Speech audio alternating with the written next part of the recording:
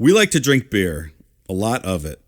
After a long night of drinking and talking crime and conspiracies, there's nothing that wakes us up and gets us ready to start the day better than Just Brew coffee. With a great selection of roast levels to choose from, you're guaranteed to find one that suits your style.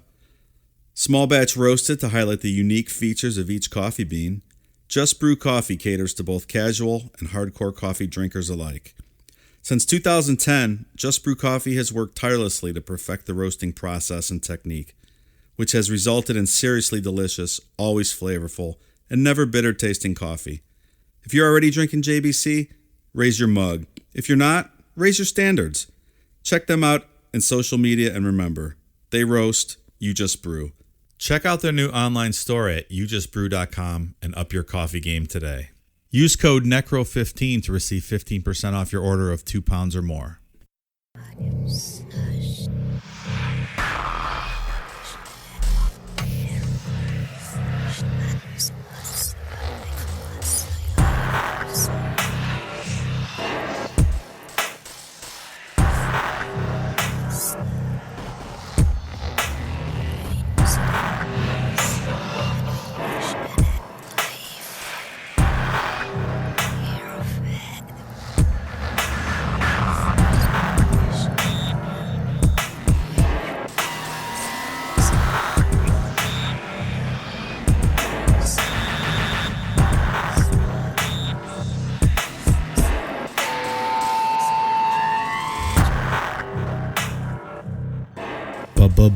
Bonus episode.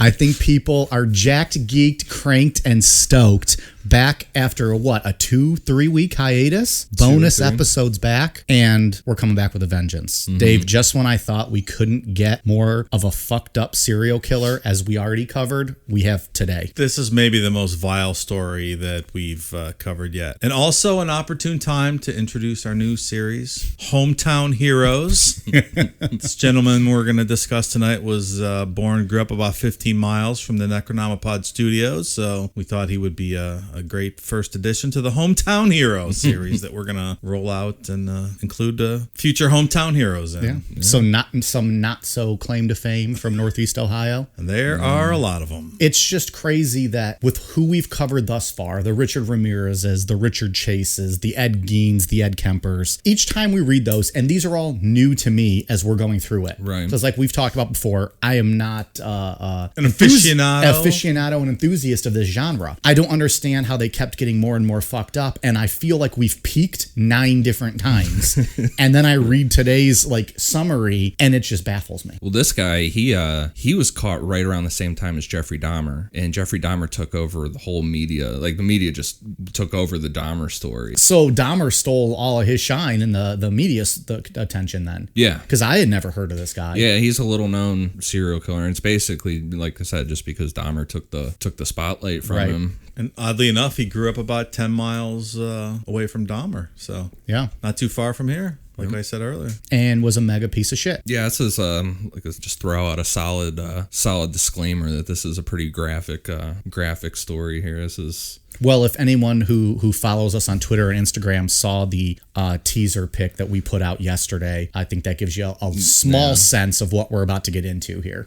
So let's learn about the Kansas City Butcher. Robert Berdella Jr. was born January 31st, 1949 in Cuyahoga Falls, Ohio, to parents Robert and Mary Berdella. As a child, Robert was intelligent but considered a loner who rarely left his house and had little to no socialization with other kids. He had a speech impediment and wore thick glasses starting at 5 years old due to being severely nearsighted, and he was also diagnosed with high blood pressure as a child, and those medications along with just his personality made him not very athletic, not into sports and stuff. A little bit of a dorky kid. Yeah. Do kids get diagnosed with high blood pressure often?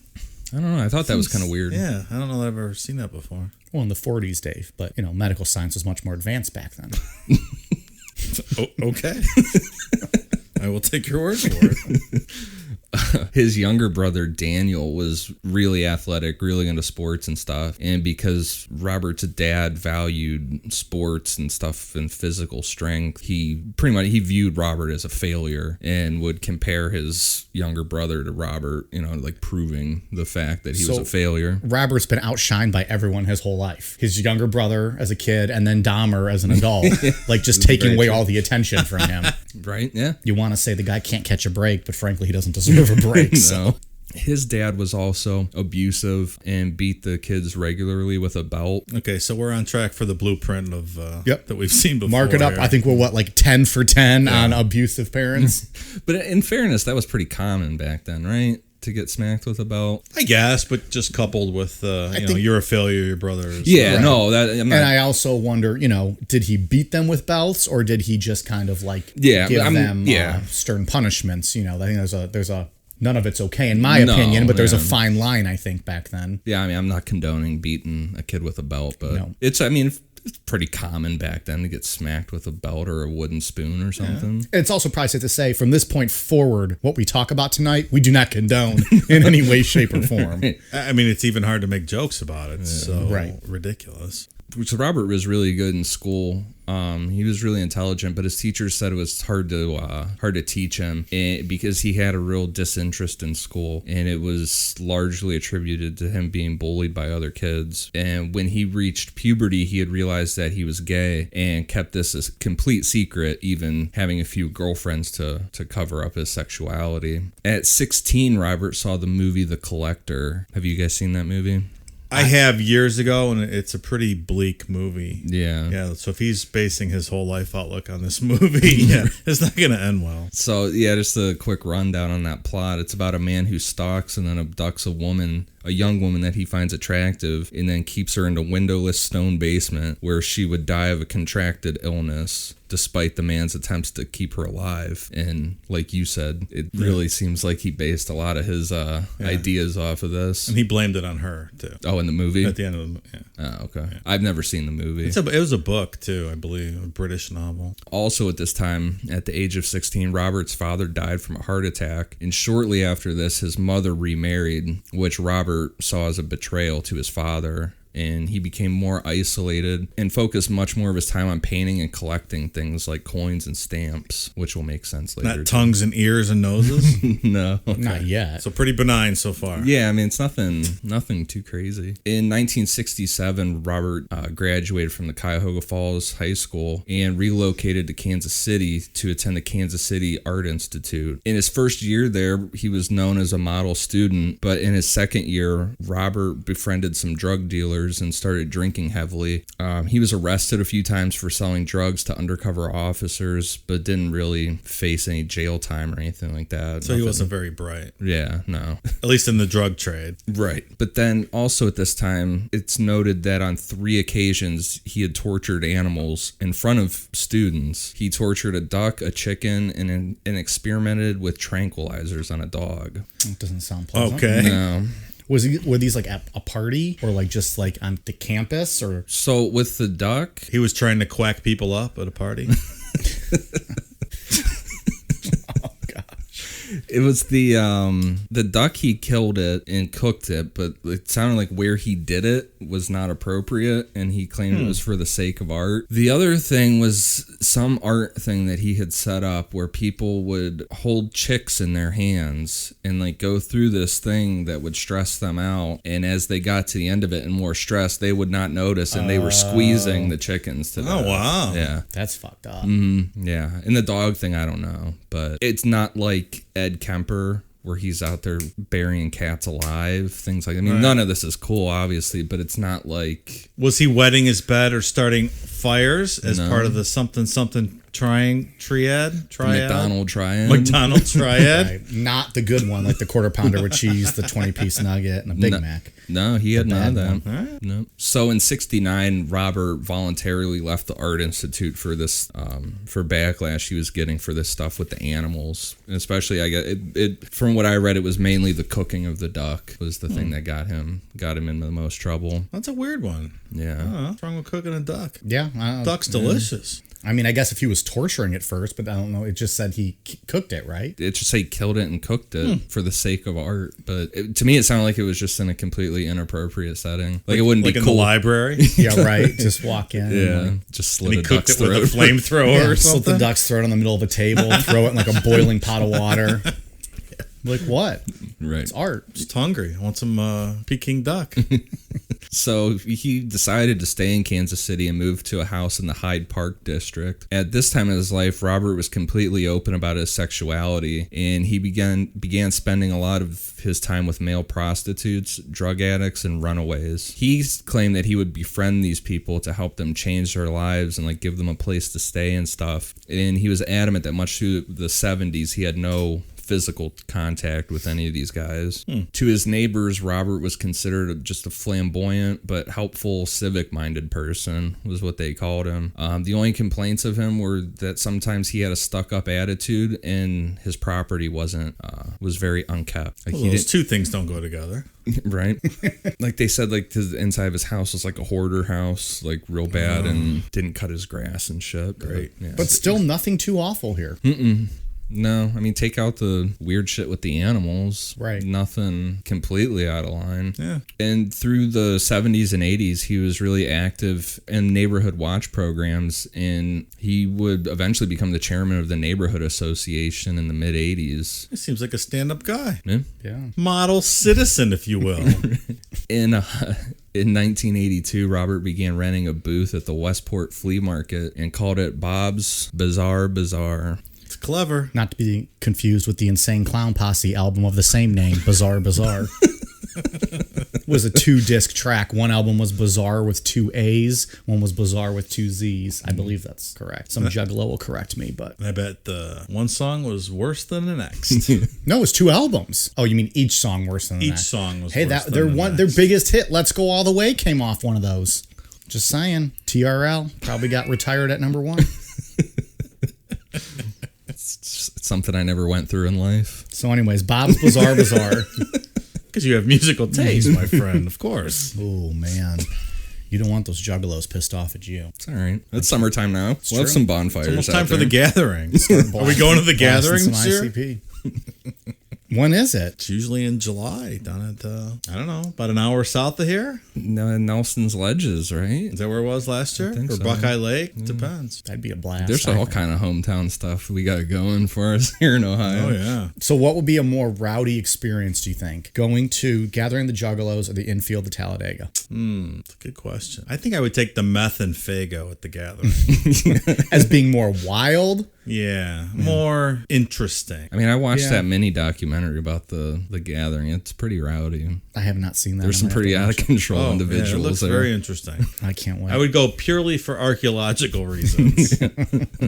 So at this at his booth at this flea market, Robert mainly sold art, jewelry, and antiques, and just it was like an odd, like he sold weird books and shit, like an oddities kind of store.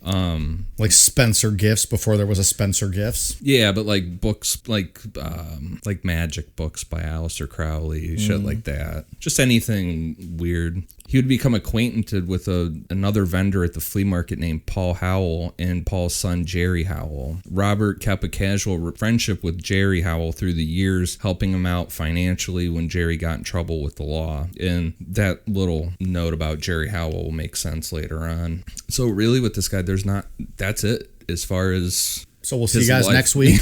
Tune in on Sunday for another new It's episode. a great show. Yeah. Yeah. That's the story of a nerd who grew up. Hometown hero, hometown boy done good. All right. Successful flea market entrepreneur. Yeah. No trouble with the law. You guys got any shout outs this week? So we'll fast forward now to March 29th, 1988. Well, that's a little ominous. I Yeah. might just suspect that some things occurred between the Bizarre Bazaar and now.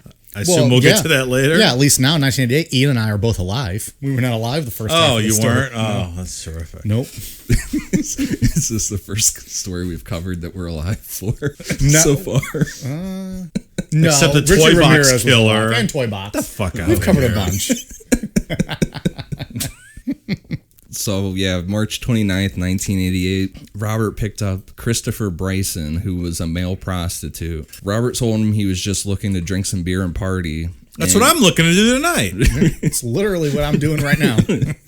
Christopher thought that was a great idea to just go hang out with Robert and drink some beers because he didn't think Robert was gay and he wouldn't have to do anything sexual that night to make money. He was just going to hang out. So they went back to Robert's house and Robert gave him some beers and offered him Valium. Robert told Christopher that he had two very mean dogs. They were chows, and that they should go upstairs to hang out instead. Chows are nasty. Yeah. I don't like What chows. the fuck's a chow? With a purple tongue, right? Yeah, they'll fuck you up, man. Better Google this real quick. They're like fluffy and purple tongues. Yeah. They're cute, but They're mean, though. yeah, he had two big ones. Oh, like those little teddy bear looking things? They'll bite your ass, dude. Yeah, those things are fucking mean. Really? Oh, yeah.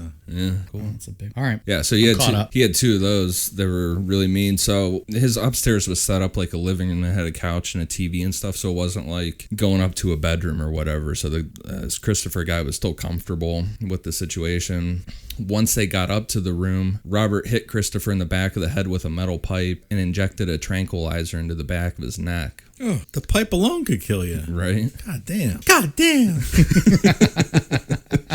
Robert then carried Christopher into a bedroom, propped him up in a chair, then took a picture of him with a Polaroid camera. He then moved Christopher to a bed and tied him to the posts with bathrobe belts and put a washcloth in his mouth tied with an electrical cord as a gag. He also put a dog collar around his neck with a leash that he also tied to one of the bedposts. Well, that escalated quickly. Very quickly.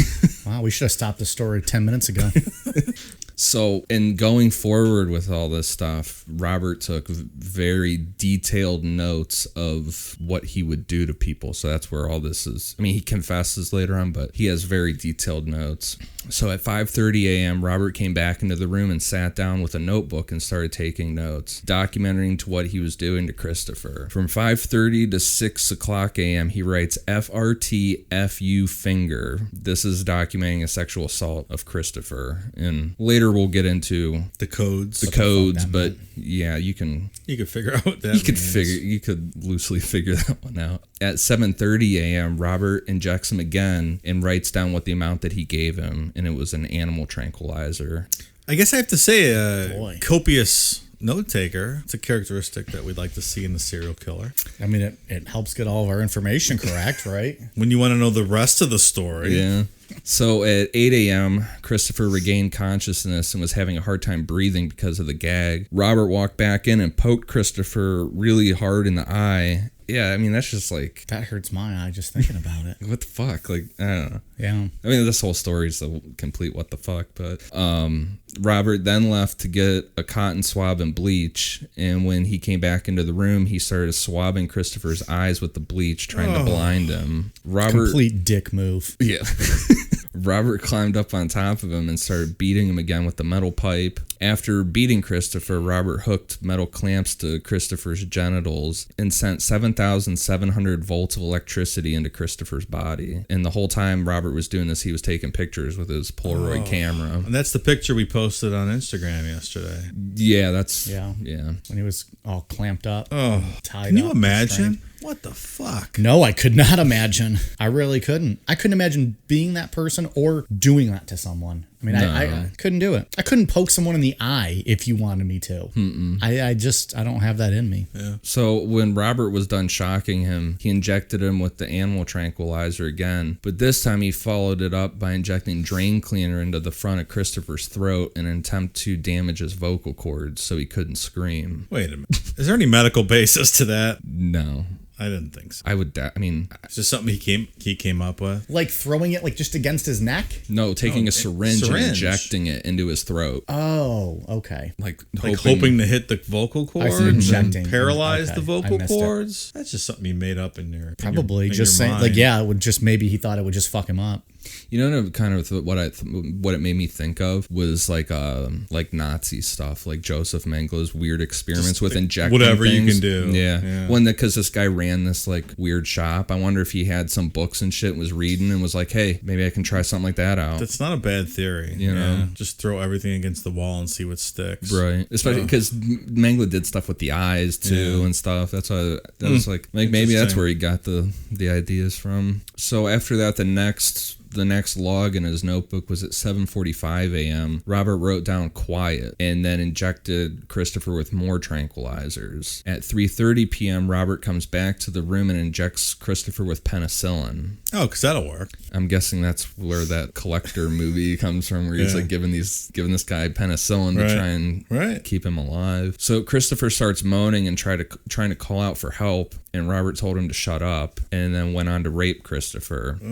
And then this is a direct quote from Robert on what he told Christopher. You did not choose to be here, but you are. For you to survive being here, and for you to, make it, it could either be rough or it could be easy. If I grow to like you and to trust you, then I could do special things for you, such as buy you cigarettes, pick up a movie on the way home from work, and so forth. Don't try to fight me, or you'll just get more of what you had earlier. You see, what you got is nothing compared to what you can have. Okay. So we got some Toy Box Killer similarities here with the statements. Mm-hmm. Yeah, that's a good comparison. This really is like the Toy Box Killer, some of this shit. Yeah. Although it seemed like Toy Box, it seemed like he got off on the torturing. Oh, this dude is this dude getting off on the torturing, or is he just getting off on the raping? Like, is he getting off on the pain he's inflicting on him too? It seems like a lot of his torturing is just to keep him quiet, like blinding him and to shut him up. Yeah, but that genital voltage shocking, that's a whole level of torture. Yeah. Well, we'll get into the notebook later. So Robert then told Christopher that the only way that Christopher would ever be able to hurt Robert was if he used his hands or his teeth. And Robert told him if he tried something like that, he would rip out his teeth and make it so he could never use his arms again. And then he told him if he tried to escape, he would kill him. So this guy seems like he might be a dentist with this level of sadism he's showing in the teeth pulling. This guy's secret dentist.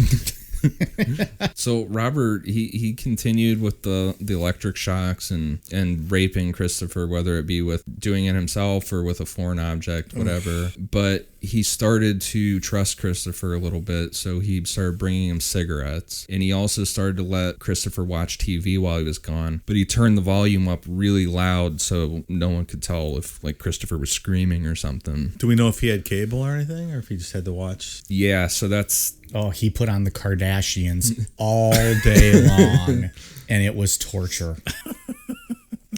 We'll get into it. That's interesting. He's like, just turn it off and fucking rape me some more. I don't want to watch the Kardashians. I thought about that, but I didn't want to say it. Anything but the Kardashians. No, but you said that they... Yeah, we'll get into... I'm get into it in a second here. But with the cable, what this guy was watching. By that Thursday, Robert and Christopher were actually communicating, and Robert told him that people had gotten this far before, but they're dead now because of mistakes that they had made. So what Robert has explained to him was that he was only allowed to talk. Christopher had to put his hand on his mouth, on his own mouth. That would be a signal like, I want to say something, and he could only talk if Robert touched him on the head. Oh boy. So that's when they got to this point by Thursday. So Christopher told Robert that he was starting to feel sick, so Robert gave him more penicillin. He loves that penicillin. Yeah, he's just pumping him full of it. Well, he got it. He was getting those type of medications from a vet for his dogs. That's where he was getting that shit. Yeah. So these weren't even like... He had no idea what the fuck he was doing. This was all intended for animals. Him off with this stuff. Well, clearly he doesn't give a fuck anyways. Right. He's just... So by Friday, Christopher started playing around with the knots. Like, he was still had his hands tied up, but he was trying to figure out, if he could play with them and get them free. So he was tied up, like his hands like up, like, right, like above his head almost. Right. Okay. But he was like reaching his fingers down, like bending messing down, with them. Yeah. Like that hurts after 20 minutes. Can you imagine? Like how long has he been here at this point? Yeah, it would be miserable. Jesus. Well, imagine like when you wake up in the middle of the night with your arm stuck over your head and it's all numb and like dead. Yeah. Days. Days. And still being able to like move your fingers and untie is incredible. Yeah. There's a picture of Christopher with his hands tied up. Oh, it'll to be the out. top, We'll yeah. post that. When Robert came back, Christopher asked him if he could tie his arms a different way because his arms were going numb and it was super painful being tied up like that. And Robert agreed to tie his arms in front of him. So now Christopher he could really start playing with those knots now that his hands are in front of him. Probably mistake number one by Berdella. Right. So Christopher also noticed in the room that there was a box of matches that Robert had accidentally left behind because he would bring him the cigarettes to smoke, but he would take everything back with him, but he left a box of matches in there. And Christopher figured that this was his way out, that he was either going to burn down the ropes or he was just going to try to burn the whole house down or something because he was just so desperate to get out. Like, Sure. I'll kill myself with it all. I don't give a shit. At that point, absolutely. Yeah. That Saturday morning, going back to talking about the cable, the NCAA Final Four was going on that weekend. Oh. So Christopher talked him into letting him watch the TV that day, that he really wanted to watch the basketball. And Robert figured, hey, we're getting along now. He's going with this. I'll let him watch it. So he figured he had it up real loud, that it would mask any sounds he was doing in there and whatever. So yeah, so that's where the TV comes in. Final Four basketball. Interesting. So Marv Albert, Josh. And what year was this? We were in 88? Yeah. I don't know who was. I don't know who was in the Final Four. Well, you guys were in preschool or something, right? Not even. I was 2. You were 1. So that Saturday, after Robert agreed to leave the TV on and let Christopher watch the basketball, he went to work at his flea market stand. And Bizarre. Yep. Not the Insane Clown Posse album. And so Christopher started working on the knots. It took Christopher about 20 minutes to get the knots untied from his wrist. 20 minutes, so he was not working fast. I was actually going to think that's pretty quick. Yeah, it's if pretty it only quick. took him 20 minutes to get out of what was supposed to keep him secure for good, that's not bad at all. Once he, moved him down to in front of him, Yeah. when he changed the way his hands were tied. Yeah, that's a good time. That's not bad at all. I was just trying to make a pun. You're making a not joke. Guess what? It was not funny. Damn. Wow. You're right, it was not. So once he got his hands free, he started to use the matches to burn the ropes around his ankles. So he was just lighting match after match and to burn those ropes. And so he finally got his ankles free with these matches, but he was sitting on the bed and there was a metal framed bed, and with all that shocking and stuff, he didn't know if this dude booby trapped the room. Like he didn't want to touch anything metal because he was afraid that he was going to get shocked. Yeah, I Pretty bet. good, foresight by him to Yeah. think about that stuff. I wouldn't think about that. No. The fuck You outta would think here. you'd want to just, Yeah. as soon as you burn those ropes, just get up and run. But Right. I guess, he was smart enough and vigilant enough to be careful about all that. So he didn't really want to go around touching anything else to try and find his clothes. So all he had on was a dog collar, and he knew he couldn't go downstairs because of the dogs. So he opened up the window and crawled out, and he didn't even know where he was, like how high up he was or anything. Yeah. This room was the only thing that he knew at this point. Yeah. So he was able to get out, and he was hanging. He was on the second floor, so then he was hanging from the gutter, and he was going to try and swing to get minimize falling Or get to another roof maybe to then Right. jump down. But the gutter broke, and he just fell straight down and just shattered his foot. Oh. As if he needed another injury. Right. Christopher walked across the street and found a meter man who he got to call the police. The first 2 officers that arrived think this is some type of like a gay bondage thing that had gone wrong. And this is really like the Dahmer scenario. this It's the is same thing. very similar. That's exactly what happened to his first victim, and how many people ended up getting killed because of that. Yeah. Which, why would the cops just immediately think that? Like, was this like a gay community that he was in? Like, why would they immediately, was it because he had a collar around his neck? Well, I mean, Like, just because he was naked and had a collar, they assume, Yeah, this probably. was They're and he's talking about the dismissive. sex crimes committed. Like, it's just shocking that the cops are so dismissive of that. Well, like the kid that escaped Dahmer was 14 years old? yeah, Dahmer. But yeah. like, I I don't the know cops that gave him story. right back to Dahmer, and he took him inside and immediately killed him. yeah, they just think it. They're just dismissive of the whole situation. So fucked up. Yeah, they just don't take it serious at all. It's almost like with that's why a lot of these guys go after prostitutes. It's because it's like the police don't really care about them. Yeah. So, Yep. but, so they called the sexual crimes unit to get someone else out there, but they weren't taking it very serious either. They asked Christopher to tell the story, and Christopher, this is another thing with him like thinking on his feet with this stuff. He told them that he was picked up by a man and a woman, because if they found out that he was a male prostitute, there was a good chance that they were just going to say, forget this whole Christopher thing. guy's quite wise. Yeah. Yeah. Good for him. I mean, and after being tortured for a week too, on top of it, To be able to think so clearly. Yeah. So they called in a lead investigator, which this guy, thankfully, someone was going to take it serious. He took it very serious and took Christopher to the station to get a report from him and medical attention. This officer immediately went to a judge to get a search warrant for Robert's home. Meanwhile, Robert's neighbor called him at the flea market to let him know that the police were there, like standing around his property, like something was going on. Hello, Bazaar, can I help you?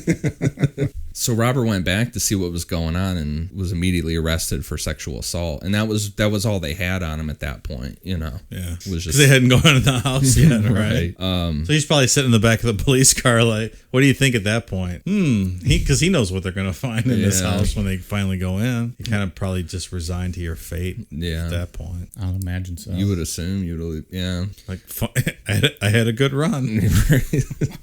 So Robert tried to deny the police access to his home, but they already had the search warrant approved. Yeah, right. It was already going. And I might be completely wrong on this, but there has to be some form of probable cause here that they could just go in that house, right? Based off of what they've seen, what this guy's saying. I would think so, with the story. And, I mean, I'm not yeah. we're just scratching the surface of what Christopher told the officer, but it was enough to get a judge to sign the warrant, obviously. And on it, and the big thing that I kept hearing, or when I was reading and stuff on this, was that it was an Easter weekend too. So that's where they were like fighting again. It was they wanted to get it all like the warrant before they went for like the holiday break. Well, there was already people on holiday break, so they had to get this judge out, and like they were like scrambling to get this shit done.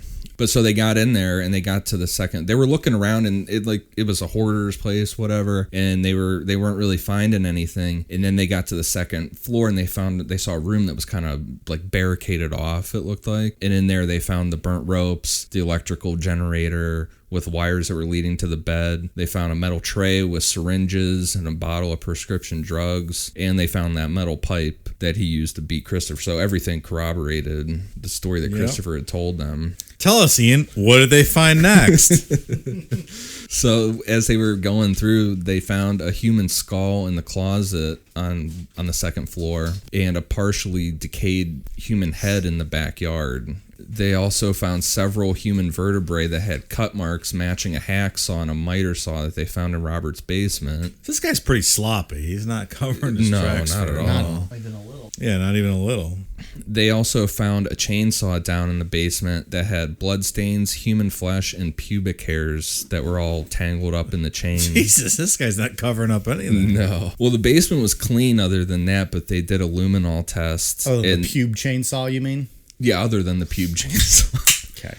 But when they did a luminol test to the basement, and when they did it, it said that the whole place just lit up. Yeah, Like, I bet. that it Yeah. had been covered in blood. It's just like someone turned the lights on, the room gets that bright.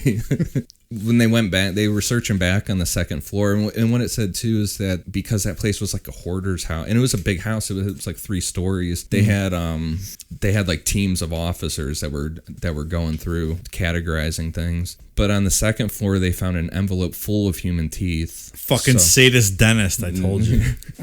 They are the worst. And in that room, they also found 334 Polaroid pictures of victims in various stages of torture and death. Oh, He documented all of it. Everything. Written journal and the pictures. And those pictures also showed Christopher was in a bunch of those pictures too. So no plausible deniability here. no. They also found newspaper clippings regarding the disappearance of Jerry Howell, which I said earlier that we would come back to that kid that was his friend's son from the flea market, right? Right. They found like I said, newspaper clippings regarding Jerry's disappearance. How old was Jerry? Like, was he 19. Okay, so he didn't really take any kids. No, it was all young guys. Young men. Everybody was in their 19 to like Okay. 24, 25. They also found a wallet belonging to another missing person named James Ferris, and like we said earlier, Robert's notebooks on top of the Polaroids detailed everything. So the guy was a scrapbooker, more or less. Like if our friend Amy was a serial killer, this is what we would find at her house. I guess so. She's a very good scrapbooker.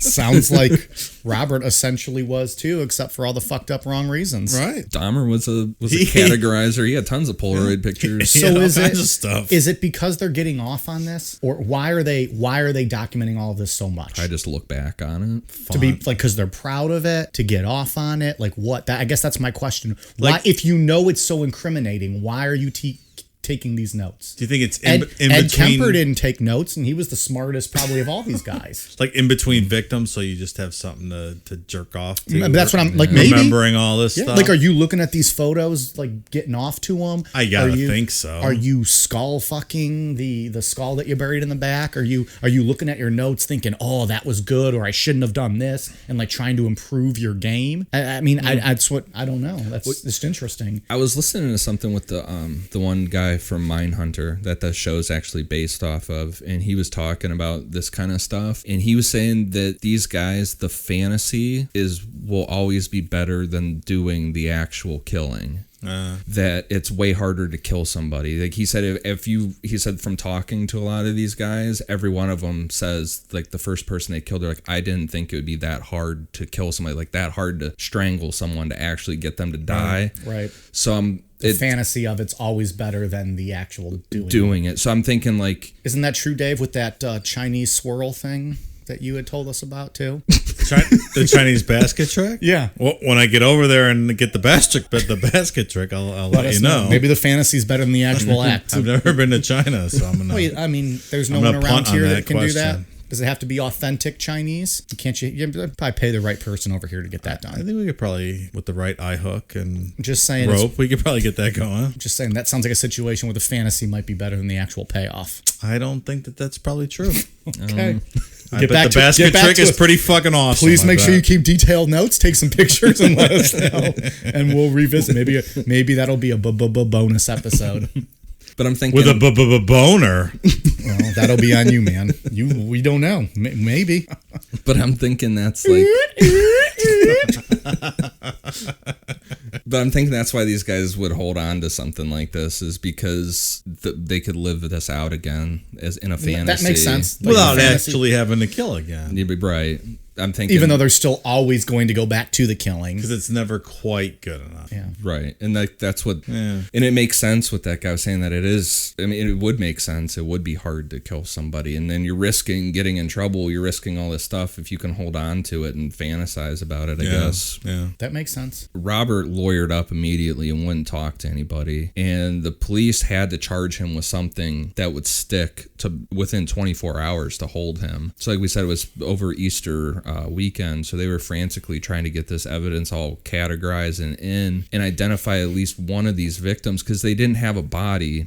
They had a human skull, but they didn't have like a cause of death or anything. They didn't have anything that would be like That they could actually legitimately put a case against him. right. Like he could have bought that skull in South America or something. And, Right, you know, exactly. yeah. So they found a pad of paper in Robert's house that had some names on it, and police were able to locate a man named Freddie Kellogg that was on that list. Kellogg told them how the gay community was starting to feel like Robert was preying on them by offering people places to stay, and then he said that Robert would even rape some of these guys if they didn't consent to sex with them. But then he also said that they started getting suspicious of him when some of these young guys started popping up missing, and then they're like, wait a second, that guy was with so Robert. They knew it all along, huh? Yeah. That's interesting. So they showed this Freddie Kellogg guy some of the pictures, and he was able to identify some of the men. So he was able to identify Todd Stoops, Robert Sheldon, and Larry Pearson from these photographs. The police were able to charge Robert with the murder of Larry Pearson because they confirmed that this guy was missing, and in the Polaroids it clearly depicted that Larry was dead. He was hanging upside down in the basement. his skin was completely discolored from being dead. So there was no way So to they say finally that- got their murder charge, or the evidence for their murder charge. Right. And I mean, that's awesome. Police for not taking, for the, the officers that didn't take it in the beginning, like fuck those guys. But the guy that took the reins on this and took it serious, that's some awesome police work just in a matter of a day, to get all this done. Yeah. He might make the Necronomicon Wall of Fame Right. next to that, who was the that super cop that went after Richard Chase. Basically, so that guy got it done in 24 hours too. Basically the same Put those thing. guys on the Necronomicon Wall of Fame. Right. That's separate from the hometown. Well, Heroes wall. we should clarify. It's officially titled the Mr. Muggs Wall of Fame. He is the inaugural member. These two are just sub to him. It's Mr. Muggs' world. They're just living in it. That's all. We're all just living in it.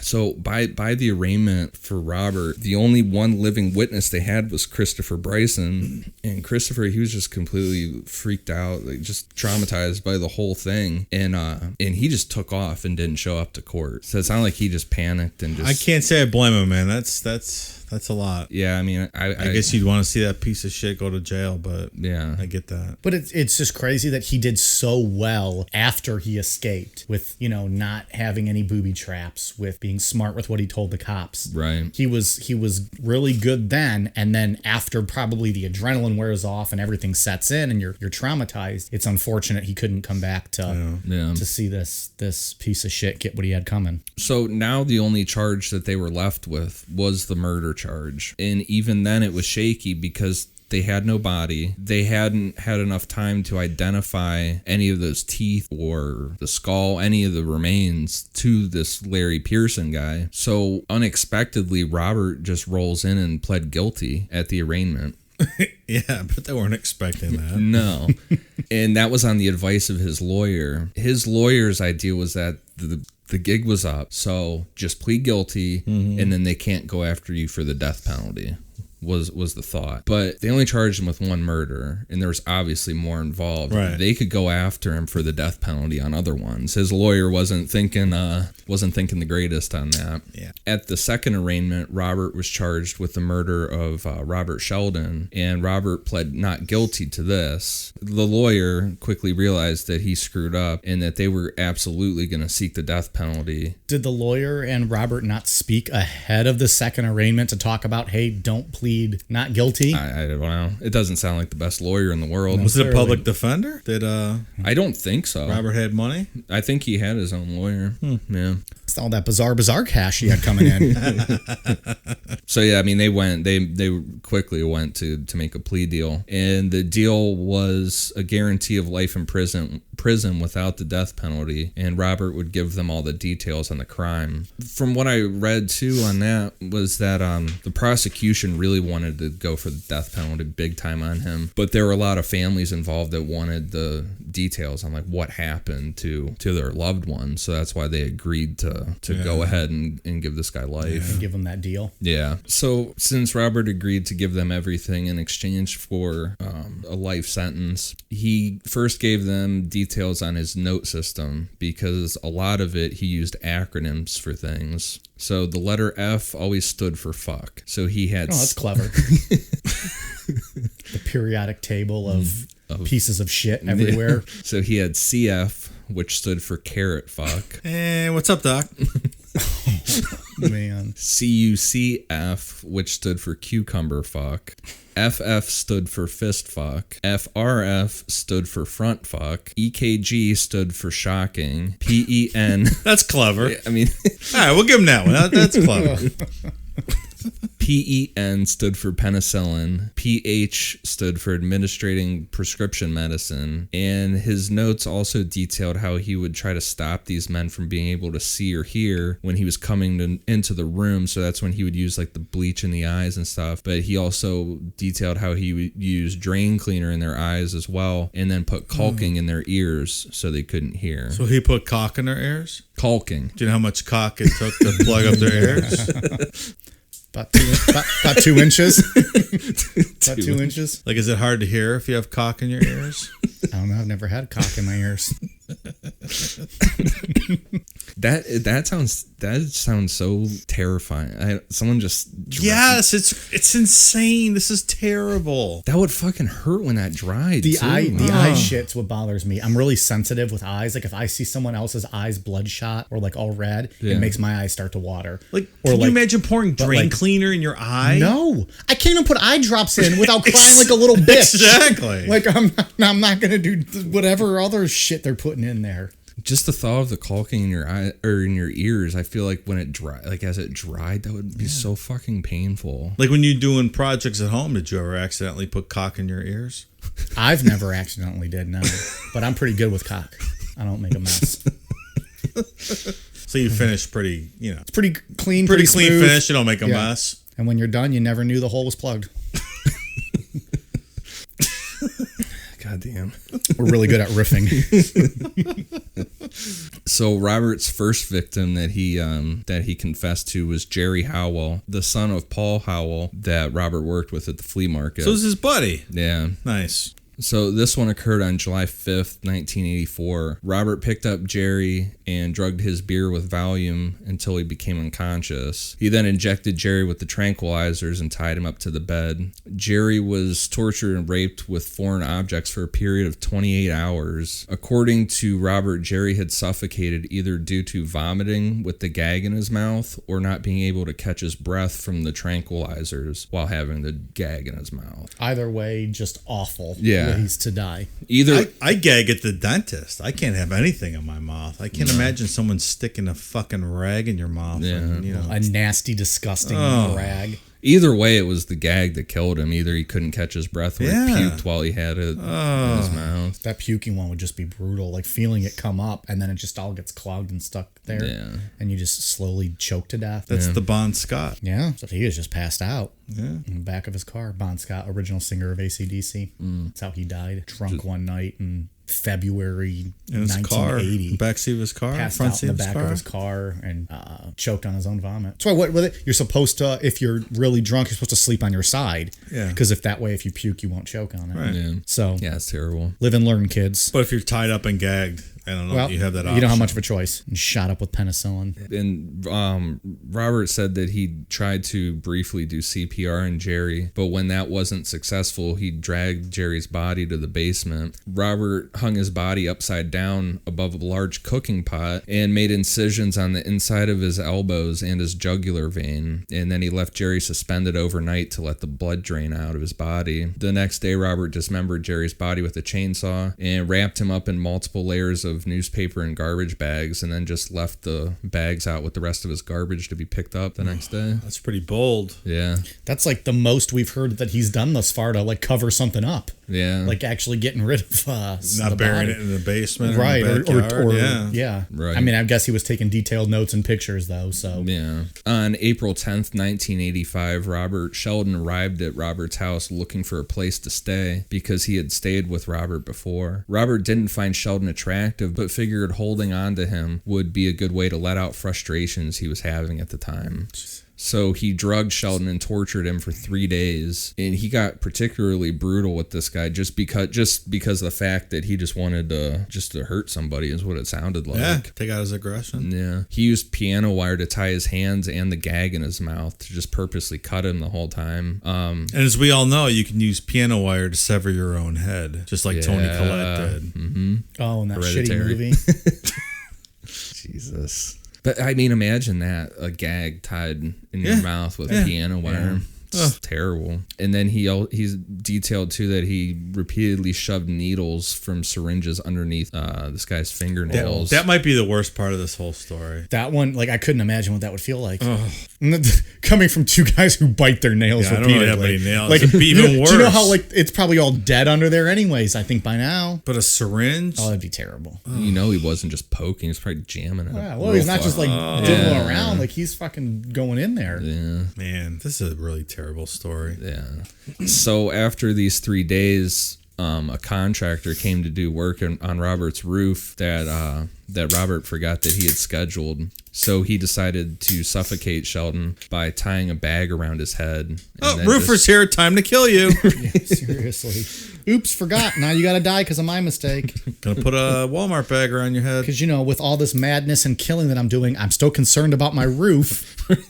Gotta patch that up. In case I ever want to sell this, put it on the market one day. Yeah, it's just, I don't know. That's just such a mundane thing. Like, it's very fuck. odd. Like all this is going on. Oh, I had to schedule a roofer. Yeah. He fit that into his schedule throughout in the middle of these torturings exactly. to call a roofing company. Just the mindset of these people is fucking crazy. So yeah. Well, he went grocery shopping a lot, right? To get carrots and cucumbers and stuff too. Yeah. I mean, not even to make a joke. Like, you just have to go out. Like, there's someone locked up in your home that you've been torturing, and you go out to the grocery store to go just buy stuff and be normal. Yeah. People walking by this guy in the middle of the store not thinking a thing about it. Yeah, like, oh, this guy must love salads. No, he's going home to rape somebody with these fucking vegetables. To CUCF somebody. Or what was the other one? CF somebody. So yeah, after Robert Sheldon suffocated with the bag around his head, and he dismembered him in the bathroom on the 3rd floor of the house. The following June, Robert found a guy named Mark Wallace hiding in his shed to get shelter from a severe thunderstorm. So talk about a fucking bad luck on that. Seriously. To sneak into that shed. Yeah. Robert offered Mark to come inside, and Robert said he noticed that this Mark guy was really tense and just seemed, I mean, he was like, it was a homeless guy, so it sounded like he was just real worked up and whatever. So Robert offered him. Wait, was it a stranger who just happened to find the shed in the storm, or was it someone who had, like, he knew him, just it was a stranger? No, he didn't know this guy at all. This was pure terrible luck. Yeah. By Robert Sheldon. So Robert offered to shoot him up with chlorpromazine to help him relax. Mark willingly decided to take Robert up on the offer. And being homeless, I mean, who knows what this guy's situation was, but I'm sure he's not. Well, he probably trusted shy him to drugs enough and was like, oh, you got something to make me relax? Hell yeah. Yeah. After Mark had passed out, about 30 minutes into him passing out, Robert decided that he was just going to keep him. He's watching for half an hour. You're just here now. Yeah. It's terrifying. Should I keep him or should I let him go? It sounded like what he was doing was just sitting there looking at this guy debate and like, right. Should I keep this guy or... He loves me not.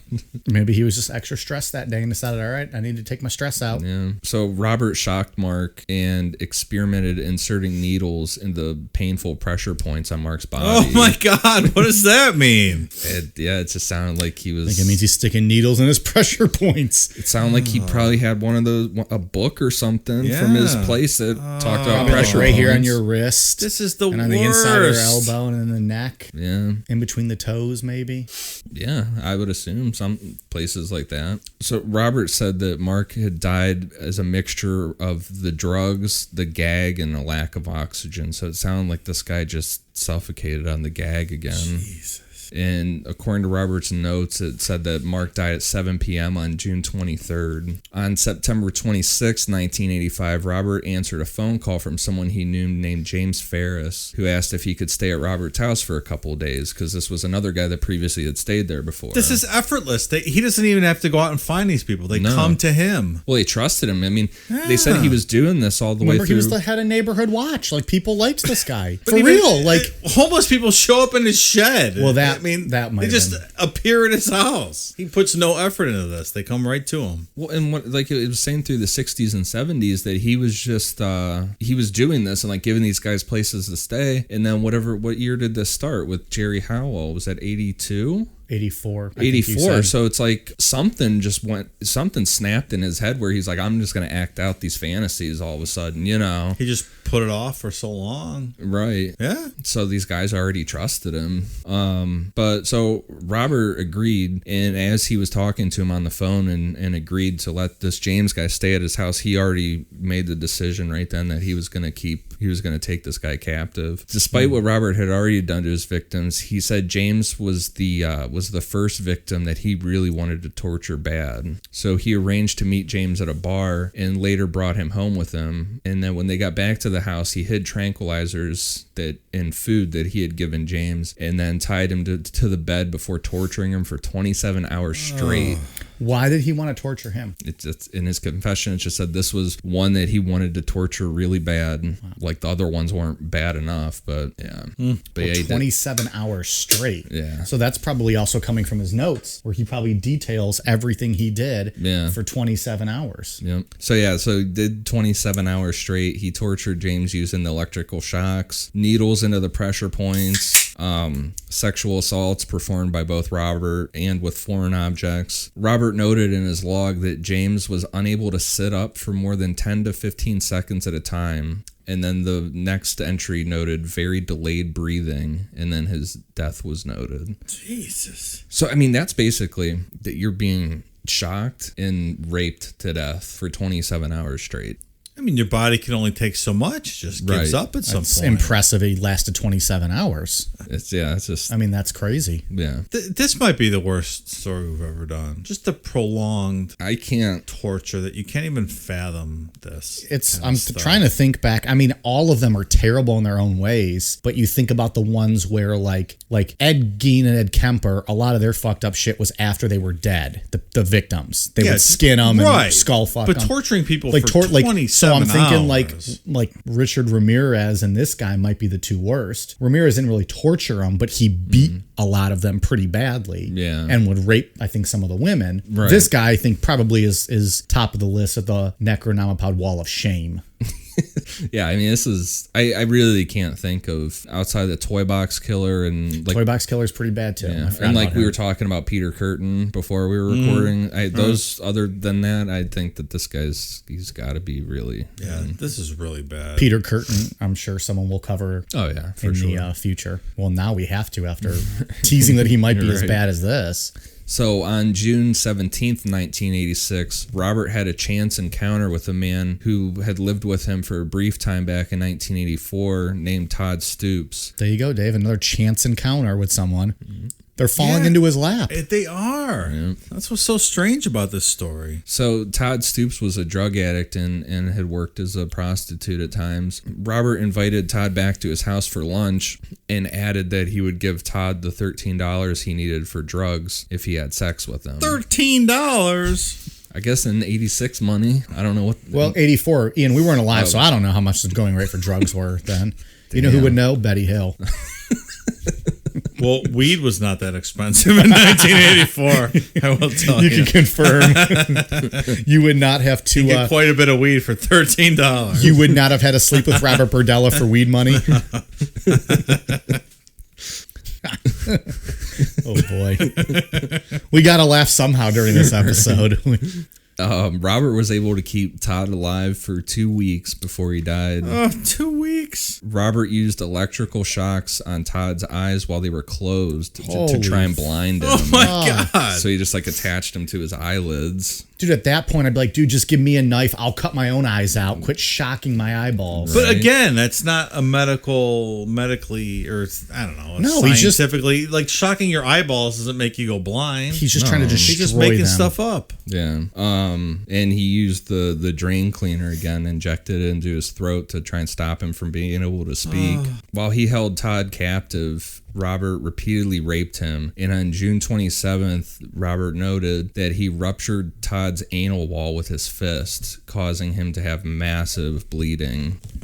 That doesn't sound great. No. I mean, these are horrific and painful ways to go. Yeah. Like, there's just no doubt about it. So, I feel like I have questions about that, but I just don't want to even go down this road. I would. I mean, it's the same as rupturing any wall in your body. Yeah. You know. Yeah, I mean, I get it. I guess it's just that's just so. Ugh. Is that officially the worst death we have talked about on this show, besides Mr. Muggs getting shot at point blank range at Jonestown? I mean, Like, that's if I had to terrible. choose a way to go, that would not be the way that I chose. It's not the top of the list. It's not the top 100. I would not. No. Because it's horrific. Yeah, because that happened. How aggressive do you have to be for that to happen? I mean, I'm not expecting an answer, but like just the pain that you would be experiencing. This guy's a monster. Yeah, it's definitely not something that the way that I would want to go out. No. No, In a word, no. because it's not quick either, as we'll see. Yeah, exactly. Because I want to go asleep in my bed when I'm an old woman like Rose from the Titanic. Just slowly close your eyes, go to sleep, and not let that be it. Never thought we'd get a Titanic reference on today's episode. No, definitely not. See how that works? Especially not when we're talking about a guy dying from being fisted. Well, right. When I think of Titanic. But we kept the tradition going of talking about some random movies in every episode that we do. Towards the end of Todd's captivity, Robert tried to feed him ice cream and soup, but he just kept throwing everything back up. And then on July 1st, 1986, Robert noted that Todd couldn't breathe in a sitting position, and then he later died that day. So it's presumed that he died from septic shock from his anal wall being ripped. So that's from June 27th from July 1st. That's how long it took 4 days for that guy to just... Can you fucking imagine that? To die from that. I wouldn't. No. That would be pure hell. And just to be tied up like that, not, able to do anything about it. You can't defend yourself. You can't protect yourself. You can't cover up. Can't treat any wounds. You're just prone, and that's it. Yeah. In the spring of 1987, Robert met Larry Pearson. This was a casual friendship that began when Larry went to his flea market shop and told Robert that as a kid he had an interest in witchcraft, and Robert had some witchcraft shit there, so he bought some stuff off him. They just kind of sparked up a friendship. Hey, Bizarre. I used to like witches. Oh, you're a juggalo? Me too. Let's hang out. Shortly after, Pearson temporarily lived with Robert and would do chores around his house to instead of paying rent. So it's just another guy that he took that he took in and let live with him. He didn't initially intend to capture Larry, but formed a plan to do so on June 23rd when he bailed Larry out of jail. What'd Larry do? I don't know. He didn't anally fist someone till they died. Could tell you that much. Oh, okay. Just saying. Maybe a little disorderly conduct? Probably Maybe a little drunk in public or something. Okay. We've all been there. So Robert made sure that Larry had become intoxicated before injecting him with the chlorpromazine, and then moved him down to the basement. When he had Larry down in the basement, he bound his hands above his head and then linked the rope that he had used to a brick column in the basement before injecting Larry's throat with the drain cleaner. Hey, do we know if this is Drano or Liquid Plumber? Everything I saw just said drain cleaner. But I mean, just curious. Just looking for sponsors here, man. If we can get another sponsor, that'd be great. that would just be fucking painful in itself, man. That would burn so bad. Drano or something into your neck. Yeah. This chapter brought to you by Liquid Plumber. When a real plumber's just not available on the spot, Liquid Plumber will meet all your drain cleaning needs. Oh my gosh. So yeah, then Robert brought down the electrical transformer down to the basement to do the shock torturing to Larry. Did he play the Peter Gabriel song "Shock the Monkey" while he was performing this act? No, it was Kisses Shock Me. Make me feel better. Put on your black leather. Now we're just literally reading lyrics from the song. Or reciting them off the top of our heads. But, Necronomicon is pro Kiss. I'm indifferent. 2/3 of Necronomicon. 2/3 of Necronomicon is very pro Kiss, and one is indifferent. So we're pro Kiss. Meanwhile, I'm outvoted on AC/DC, so I guess we're not pro AC/DC. Yeah. Most overrated band in the history of music. We've discussed this during Richard Ramirez. We're not going to do it again. You just have a wrong opinion.